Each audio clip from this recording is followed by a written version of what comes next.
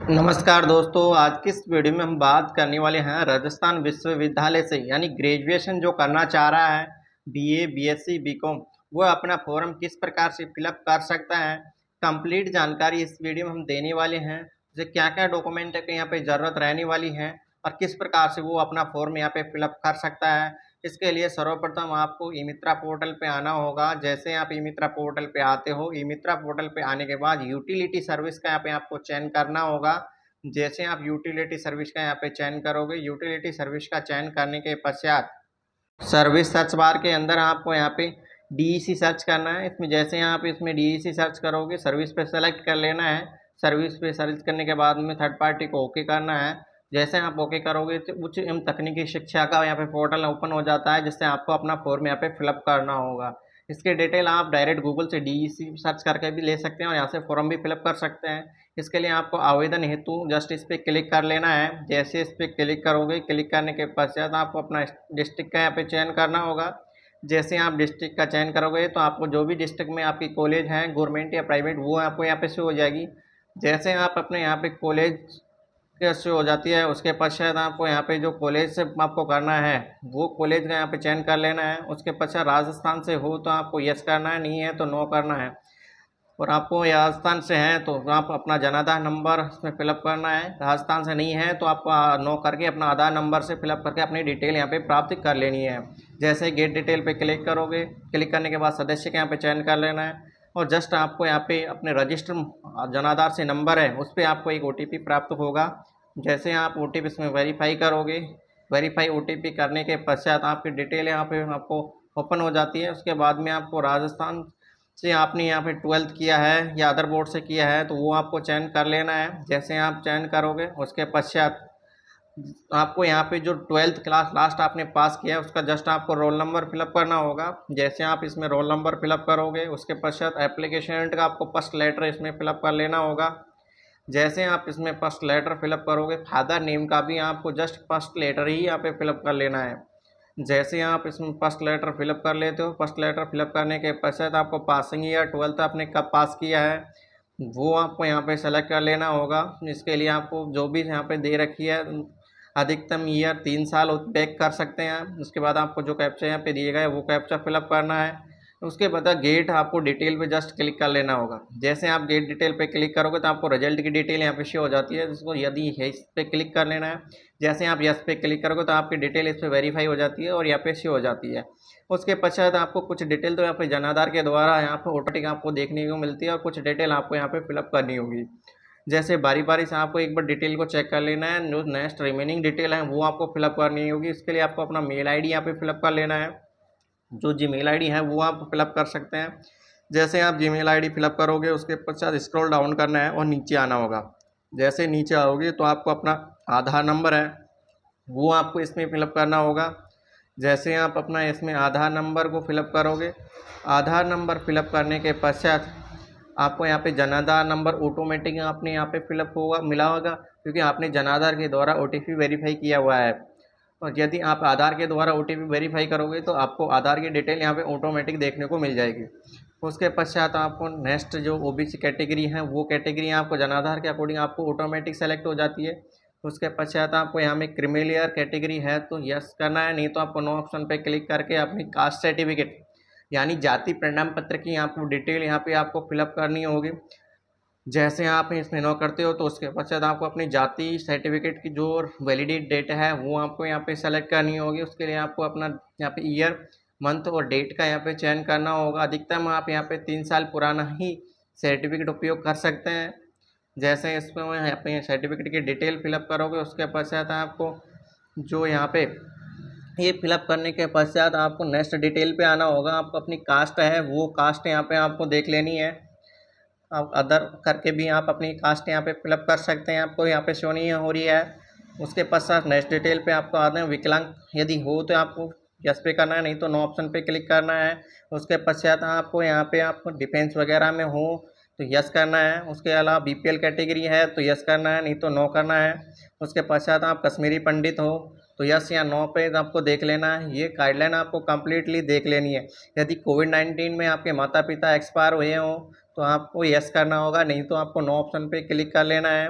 उसके बाद अन्य लघु या सीमांत कर सके तो आपको यस करना है, माता पिता नहीं है तो आपको नो ऑप्शन पे क्लिक कर लेना है। जैसे ही आप ये डिटेल यहाँ पे फिलअप कर ले तो स्क्रॉल डिटेल के अंदर नीचे आना है, एड्रेस डिटेल के अंदर आना होगा। इसमें आपको अपने पेरेंट के को जो अपना एड्रेस है वो आपको इससे इंडियन है, उसके पश्चात आपको अपना स्टेट का चयन कर लेना है, राजस्थान से है तो नहीं है तो नो पे क्लिक करके स्टेट का चयन कर लेना होगा। उसके पश्चात आपको परमानेंट एड्रेस के अंदर आपका जो एड्रेस है, गांव विलेज दानी है जो भी है वो आपको यहाँ पे फिलअप कर लेना है। शहरी क्षेत्र से आते हो तो आपको अपना वार्ड जो भी ब्लॉक है वो आपको यहाँ पे फिलअप करना होगा। जैसे बारी बारी से ये डिटेल फिलअप करने के पश्चात आपको स्टेट यहाँ ऑटोमेटिक सेलेक्ट आपने कर चुके हो, तो इसके अलावा आपको अपना डिस्ट्रिक्ट का यहाँ पे चयन करना होगा। जैसे आप इस पर अपना डिस्ट्रिक्ट का चयन करोगे, डिस्ट्रिक्ट का चयन करने के बाद में जो आपका ब्लॉक या तहसील है उसका आपको बारी बारी से चयन करना होगा। जैसे आप अपनी तहसील यहाँ पे चयन करते हो, तहसील चयन करने के पश्चात आपको यहाँ पे जो एरिया का आपका पिन कोड होगा वो आपको यहाँ पे एरिया पिन कोड फिलअप करना होगा। जैसे आप अपना एरिया पिन कोड फिलअप करोगे, यदि आपका एरिया पिन कोड फिलअप करने के बाद परमानेंट एड्रेस और प्रजेंट एड्रेस सेम है तो आपको कॉपी ऑप्शन पे क्लिक कर लेना है। जैसे आप कॉपी ऑप्शन पे क्लिक करोगे, कॉपी ऑप्शन पे क्लिक करने के बाद डाटा ऑटोमेटिक फिलअप हो जाता है। उसके पश्चात आपको नेक्स्ट स्क्रॉल डाउन करना है, नीचे आना है। यदि आपने बोनस अंक प्राप्त किया तो यस, नहीं तो नो ऑप्शन पे क्लिक करके नीचे आ लेना है। जैसे उसके पश्चात आपको जो 12th किससे पास किया है, कौन से बोर्ड से किया है वो आपको यहाँ पे चयन करना होगा। उसके पश्चात 10th की जो रोल नंबर है वो आपको इसमें फिलअप करनी होगी। उसके पश्चात नेक्स्ट डिटेल के लिए आपको अपना जो कॉलेज का है या अपने स्कूल का 12th जो आपने 10th पास किया है उसका नाम आपको यहाँ पे कॉलेज का या स्कूल का जो फिलअप करना होगा।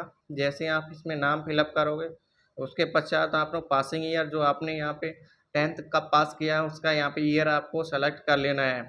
जैसे आप अपनी ईयर यहाँ पे सेलेक्ट करोगे, ईयर सेलेक्ट करने के पश्चात आपको जो टोटल मार्क्स हैं आपके 10th क्लास के वो आपको यहाँ पे फिलअप करने होंगे। जैसे ही आप फिलअप करोगे उसके पश्चात ओपन आपने कितने नंबर प्राप्त किए हैं परसेंटेज ऑटोमेटिक फिलअप हो जाता है। रिजल्ट में आपको जो पास है वो आपको सेलेक्ट कर लेना है। उसके पश्चात 12th के आपको रोल नंबर ऑटोमेटिक फिलअप मिलेंगे, आपको कॉलेज नाम डायरेक्टली फिल कर लेना है।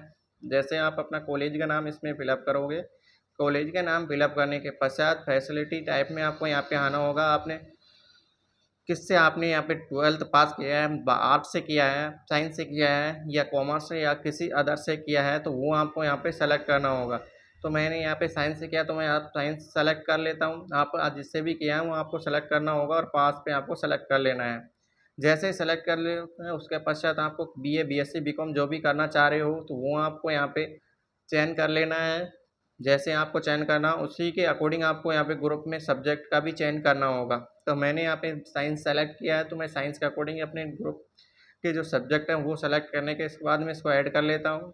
आपको भी अपने अकॉर्डिंग यहाँ पे ऐड कर लेना है। जैसे आप सब्जेक्ट ऐड करते हो उसके पश्चात आपको नीचे आना होगा, स्क्रॉल डाउन करके नीचे आओगे। नीचे आने के बाद में आपको यहाँ पे बारी बारी से अनदर जो डिटेल यहाँ पे दी गई है वो आपको फिलअप करनी होगी। जो आपने जो सब्जेक्ट चयन किया है उसका रेफरेंस आपको यहाँ पे शो करना होगा।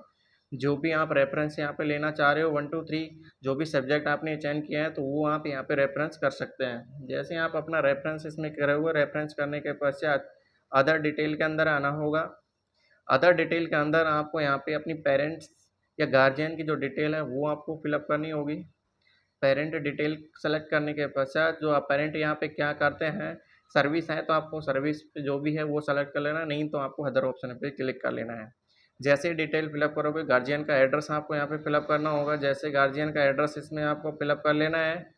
जैसे आप गार्जियन का एड्रेस यहाँ पे फिलअप करोगे, एड्रेस फिलअप करने के पश्चात आपको नेक्स्ट डिटेल जो रिमेनिंग है वो आपको यहाँ पे बारी बारी से फिलअप करनी होगी।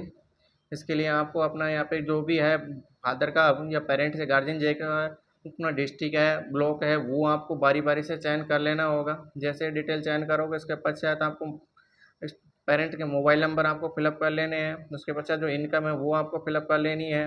उसके पश्चात आपको जो नॉमिनी आपको ऐड करना है वो आपको यहाँ पे देख लेना है।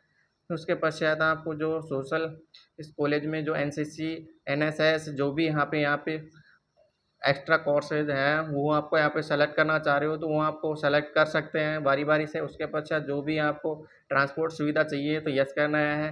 किसी अदर प्रोग्राम में आपको ऐड होना है तो यस करना है, नहीं तो नो ऑप्शन पे क्लिक करने के पश्चात आपको बैंक डिटेल के अंदर आना होगा। जैसे आप बैंक डिटेल के अंदर आते हो तो आपको सर्वप्रथम अपना अकाउंट नंबर जो है किसी भी बैंक का, वो आप अपना अकाउंट नंबर इसमें जस्ट फिलअप करना होगा। जैसे आप अपना अकाउंट नंबर इसमें फिलअप करोगे, अकाउंट नंबर फिलअप करने के पश्चात application hold account holder name का आपको जो भी है अकाउंट होल्डर का नाम आपको इसमें फिलअप करना होगा। जैसे अकाउंट होल्डर का नाम आप फिलअप करोगे, उसके पश्चात जिस शाखा या ब्रांच जो एड्रेस है वो आपको यहाँ पे फिलअप करना होगा। जैसे आप फिलअप करोगे उसके पश्चात आपको जो बैंक है वो आपको यहाँ पे जो कौन सा बैंक है, बैंक का नाम आपको सेलेक्ट कर लेना होगा। जैसे आप बैंक का नाम आप सेलेक्ट करोगे, बैंक का नाम सेलेक्ट करने के पश्चात आपको अपना आईएफएससी कोड फिलअप कर लेना है। आईएफएससी कोड यहाँ पे फिलअप करने के पश्चात जो डॉक्यूमेंट आपको यहाँ पे दिए गए हैं वो डॉक्यूमेंट्स आपको अपलोड करनी होगी। डॉक्यूमेंट के लिए आपको बता देता हूँ कि आपको फर्स्ट नंबर है, आपको अपनी पासपोर्ट साइज फ़ोटो अपलोड करनी होगी। इसके पश्चात आपको अपना साइन यहाँ पे अपलोड करना होगा।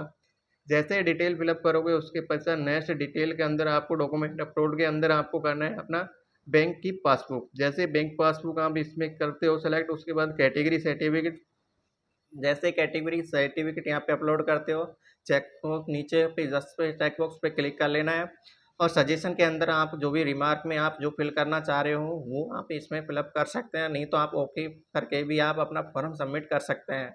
जैसे फॉर्म सबमिट करोगे एप्लीकेशन नंबर रिसीव हो जाता है, उसे आपको नोट कर लेना है और जस्ट ओके बटन पे क्लिक कर लेना है। जैसे आप ओके बटन पे क्लिक करोगे डिटेल आपको शो हो जाती है। प्रिंट आपको यहाँ से प्रिंट कर लेना होगा। जैसे आप यहाँ पे प्रिंट करते हो तो इस प्रकार आप किसी का भी एडमिशन फॉर्म यहाँ पे कॉलेज पर मतलब कर सकते हैं। दोस्तों वीडियो अच्छा लगा हो तो चैनल को सब्सक्राइब करें। धन्यवाद दोस्तों।